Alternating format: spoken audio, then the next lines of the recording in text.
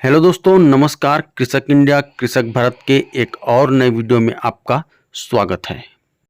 दोस्तों, अभी मैं इन देसी मुर्गियों को विमराल और ऑस्टोवेट मिला करके पानी में दे रहा हूं, क्योंकि मुझे इन मुर्गियों का ग्रोथ थोड़ा डाउन लग रहा था और चमक भी हल्का से कम लग रहा था।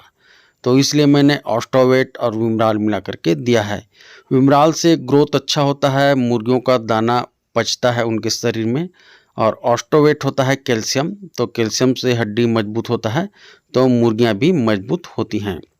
और साथ ही साथ ऑस्टोवेट से जो मुर्गियां अंडा देने में लेट कर रही होती हैं कैल्शियम की कमी के कारण, वो जल्दी से अंडे पे आ जाती हैं। बहुत सारी मुर्गियां हैं जो अंडे में आने वाली हैं, तो उनको ऑस्टोवेट बहुत ज़्यादा फायदा देगा। बहुत से मेरे किसान भाइयों का सवाल होता है कि क्या प्योर देसी मुर्गी को दवाई देना जरूरी है या दवाई देना पड़ता है। तो जी हाँ दोस्तों, कोई भी मुर्गी हो, प्योर देसी हो, सोनाली हो या ब्रॉयलर हो, अगर आप उसको कमर्शियल रूप में यानी कि ज़्यादा मात्रा में पालते हैं तो दवाई देना बहुत ज़्यादा ज़रूरी है, क्योंकि आपको रिस्क कम लेना है। और ज़्यादा मुर्गी है तो वो अगर मरती हैं तो बहुत ज़्यादा एक साथ मर जाती हैं, तो इसलिए दवाई देना ज़रूरी है। हाँ, अगर आप 2-4 पाले हुए हैं तो आप देसी नुस्खे या इधर उधर करके पाल सकते हैं। लेकिन प्योर देसी को भी अगर आप फार्म में पाले हैं, फ्री रेंज में पाले हैं, ज़्यादा मात्रा में हैं, तो उनको प्रॉपर मेडिसिन लगेगा और वैक्सीन भी देना बहुत ज़्यादा ज़रूरी है।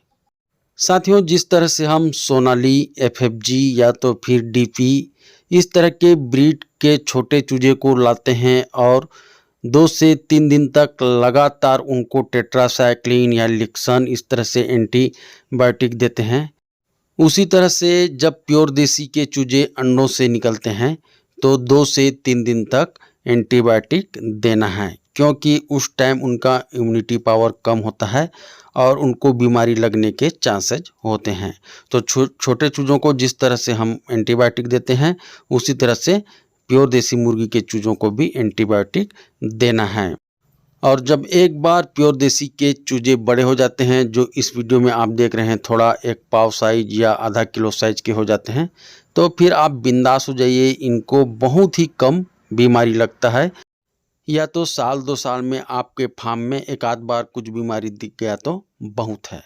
दोस्तों, प्योर देसी मुर्गी में सबसे ज़्यादा जो बीमारी के लक्षण देखे जाते हैं वो है फाउल पॉक्स, और दूसरा में दोस्तों CRD।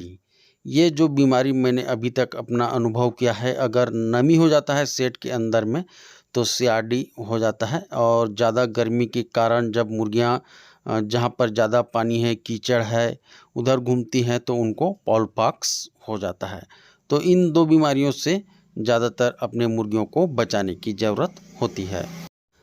दोस्तों, अगर हम प्योर देसी मुर्गी के प्राइस की बात करें तो कम से कम ये 300 रुपये केजी के हिसाब से बिकता है। और अगर आप इसे चिल्लर में सेल करते हैं तो 350-400 रुपये भी सेल हो जाता है। हमारे छत्तीसगढ़ में अभी इसका, जहाँ पर मैं हूँ बड़ौदा बाज़ार ज़िला में, वहाँ पर 350 रुपया केजी चलता है।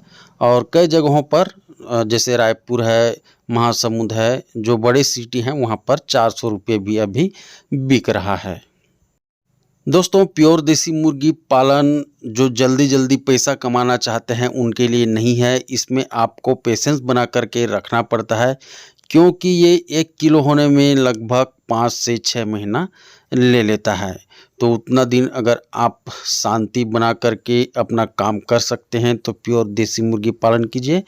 और अगर नहीं, आपको 90 दिन या 120 दिन में पैसा चाहिए तो आप सोनाली मुर्गी का पालन कर सकते हैं, लेकिन उसका रेट अभी कम चल रहा है। और पूरे देश में अभी तो मेरे हिसाब से सबसे ज़्यादा सोनाली पाला जा रहा है। पूरा सोनाली सोनाली हो गया है और इसका भी अब वैल्यू कम हो रहा है। अब इसको भी कोई दूसरा ब्रीड आकर के फेल कर देगा, क्योंकि कोई भी ब्रीड, जैसे कि पहले FFG चल रहा था, उसके बाद ये सोनाली आ गया, तो सोनाली को भी हटा करके कोई दूसरा ब्रीड आ जाएगा। तो अभी सोनाली सोनाली चल रहा है। फिलहाल सोनाली में उतना नुकसान भी नहीं है, ठीक ठाक है। आप अगर फार्मिंग करना चाहते हैं तो उसका भी कर सकते हैं। तो ठीक है दोस्तों, आज के इस वीडियो में बस इतना ही। और अगर आपको आज का वीडियो अच्छा लगा हो तो चैनल को सब्सक्राइब कर दीजिए और मिलते हैं फिर एक नए वीडियो के साथ। तब तक के लिए जय हिंद, जय भारत।